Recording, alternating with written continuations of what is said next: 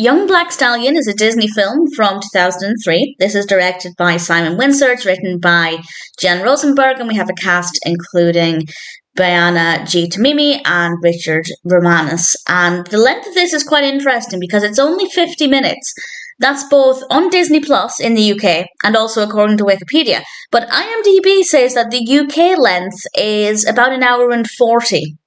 And I don't know if that's maybe a DVD release that's longer. If anybody knows anything about that, please feel free to let me know. But it would be unusual for it to be almost double the length. So that was a bit peculiar. But certainly on Disney Plus in the UK, it's only about 50 minutes. And in general, I am all for shorter films that are no longer than they need to be to tell the story. That being said, I feel like this needed a little something else. I didn't really enjoy the narrative.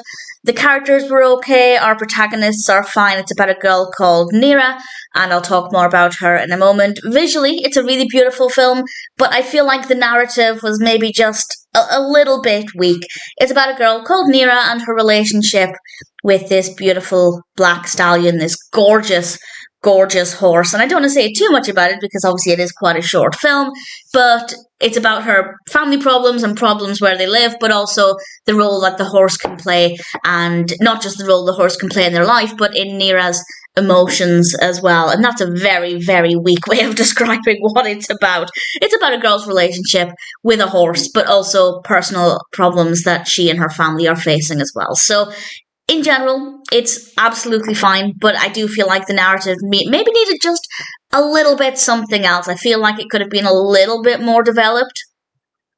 But as I said, I'm all for films being no longer than they need to be. Visually, it's gorgeous. It's filmed in Namibia. I don't know if that's exclusively in Namibia, but certainly we have some beautiful locations. Definitely quite an impressive film visually. The performances are very good as well. And in general, there's nothing wrong with it other than just feeling maybe a little bit underdeveloped.